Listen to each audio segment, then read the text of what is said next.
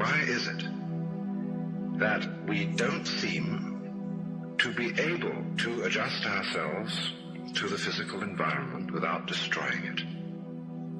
Why is it that in a way this culture represents in a unique fashion the law of diminishing returns, that our success is a failure, that we are building up, in other words, an enormous technological civilization which seems to promise the fulfillment of every wish almost at the touch of a button. And yet, as in so many fairy tales, when the wishes finally materialize, they're like fairy gold. They're not really material at all.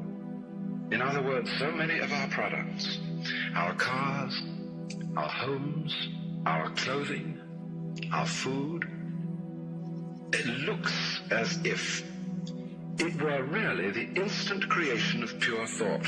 That is to say, it is thoroughly insubstantial, lacking in what the connoisseur of wine calls body.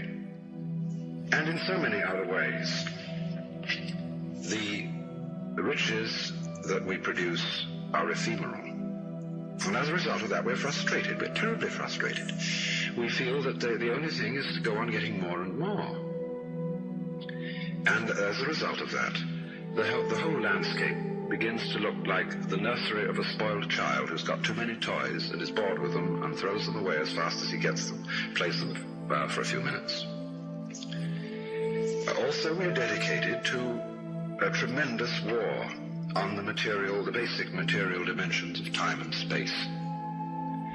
We want to obliterate their limitations.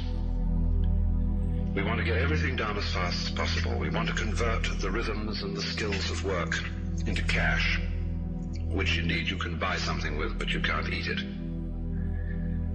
And then rush home to get away from work and begin the real business of life, to enjoy ourselves. You know, for the vast majority of American families, what seems to be the real point of life, what you rush home to get to, is to watch an electronic reproduction of life. You can't touch it, it doesn't smell, and it has no taste. You might think that people getting home to the real point of life in a robust material culture would go home to a colossal banquet or an orgy of lovemaking or a riot of music and dancing. But nothing of the kind. It turns out to be this purely passive contemplation of a twittering screen. You see mile after mile of darkened houses with that little electronic screen flickering in the room. Everybody isolated, watching this thing, and thus in no real communion with each other at all. And this isolation of people into a private world of their own is really the creation of a mindless crowd. And so we don't get with each other, except for public expressions of getting rid of our hostility, like football or prize fighting. And even in the spectacles one sees on this television, it's perfectly proper to exhibit people slugging and slaying each other, but oh dear no, not people loving each other, except in a rather restrained way.